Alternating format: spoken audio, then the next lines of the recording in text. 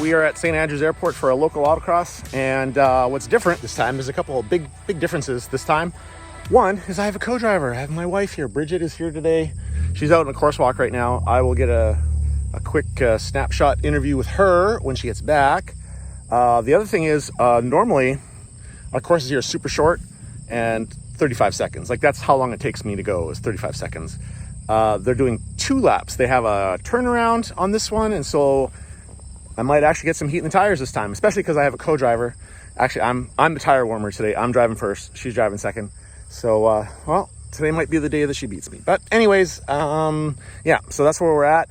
I have a little bit more oomph in the driver demand torque map today over what I had at the last event here, because I thought the last event, I was like, okay, I could do a little bit more. So I gave it a little bit more jam this time. So well, we'll see how that works out. But yeah, it's going to be a fun day.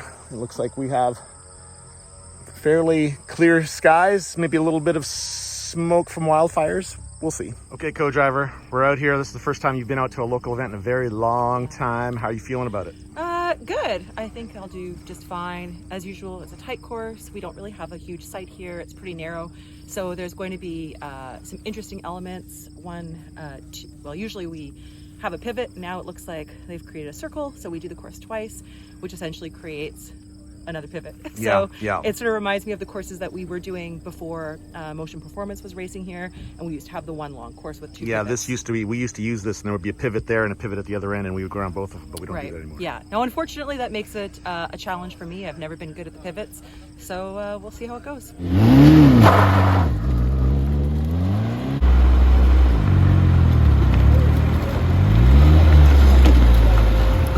Well, things were going well. The car was kicking ass, and I made 2 runs.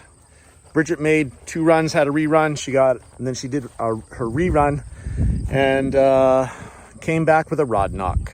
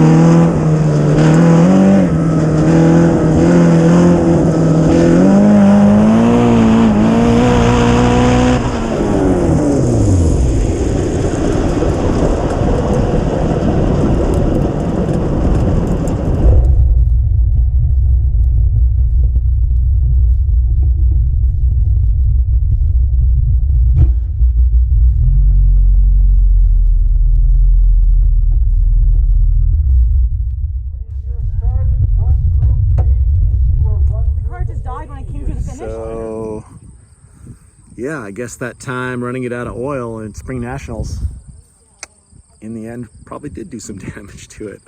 Anyways, still has oil pressure, but yeah, the rods are knocking pretty hard. So our day is done. There's still 3 more runs to go, but we won't be taking them.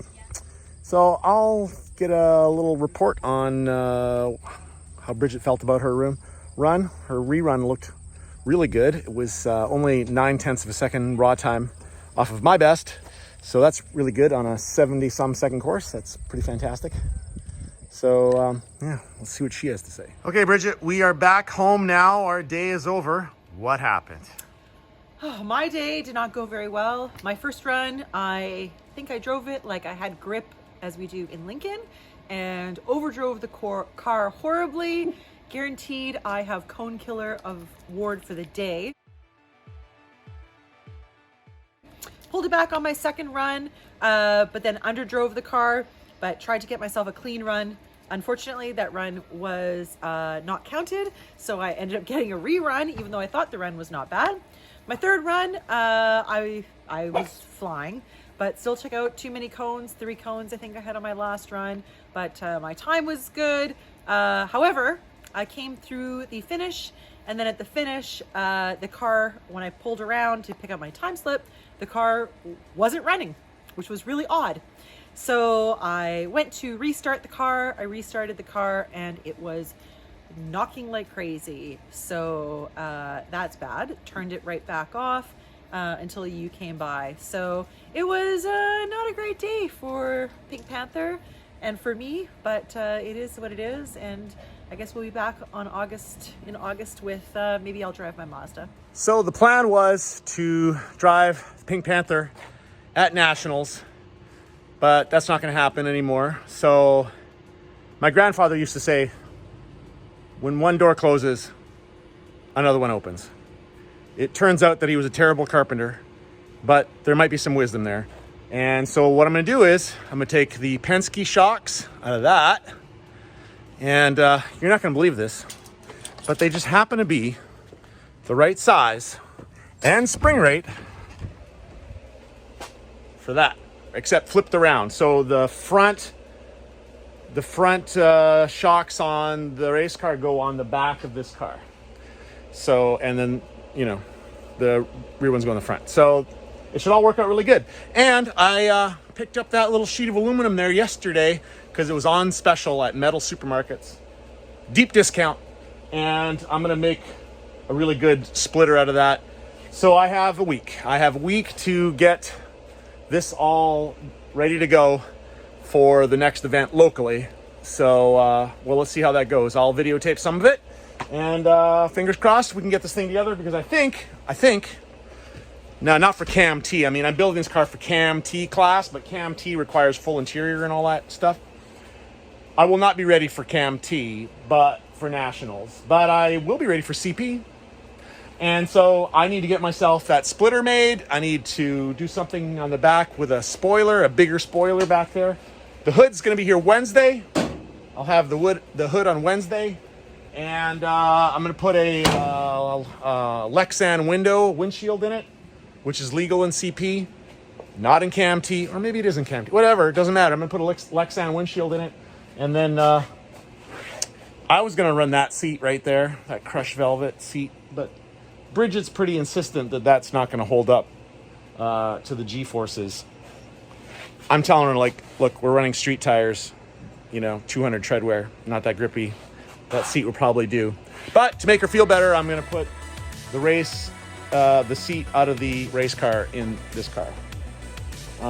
And then we're going to run that. Because this car is, as far as I know, it's well enough along to compete in CP. Not, be competitive in CP because I'm not running slicks.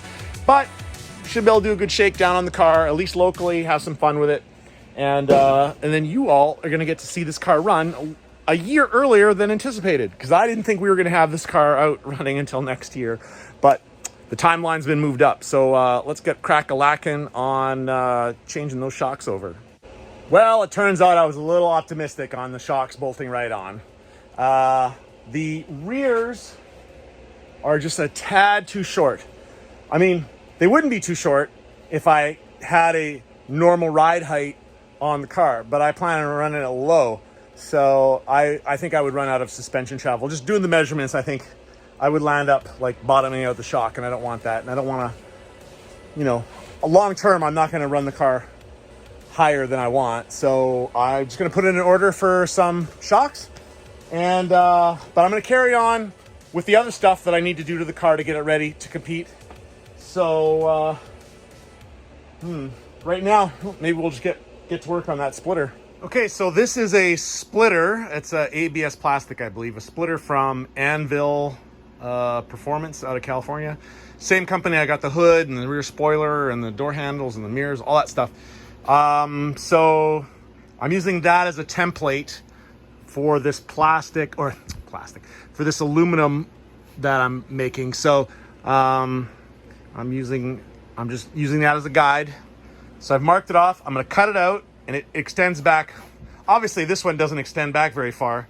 So aerodynamically speaking, it's better to have one that goes all the way back to the cross member. So that's what this aluminum's for. So I'll cut this with a jigsaw and make some way of attaching it to the car, and we'll go from there.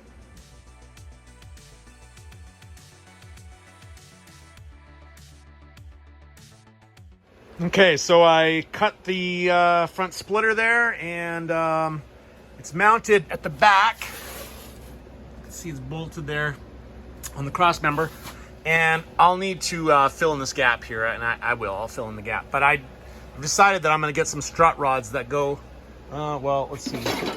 Let me take this stainless rod here and show you what I'm talking about. So, all right. So if I get a long strut rod, not a cable, but a rod, and go from there and then bolt it on up here somewhere, do a second one here somewhere, and then do a matching one from here down to here. So I'd have 4 of them evenly spaced across. I think that will, now imagine it's painted black, obviously. I think that's gonna look pretty good. So that is what I'm gonna do there. The other thing is, since we are now getting this car ready for driving and people getting in and out of it, it's time to reveal the door handles. These are from Anvil, carbon fiber door handles. What do you think of that? Weighs nothing. I have one installed already. There you go.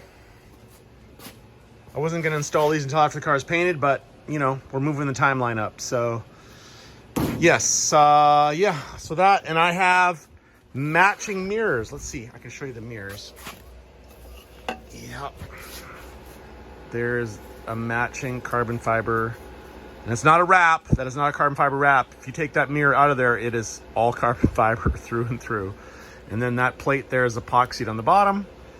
Yeah, so I don't need to run these. I don't think I'm gonna put these on the car because I don't need them for running in CP. But when the car becomes cam ready, then yes, those will be on the car.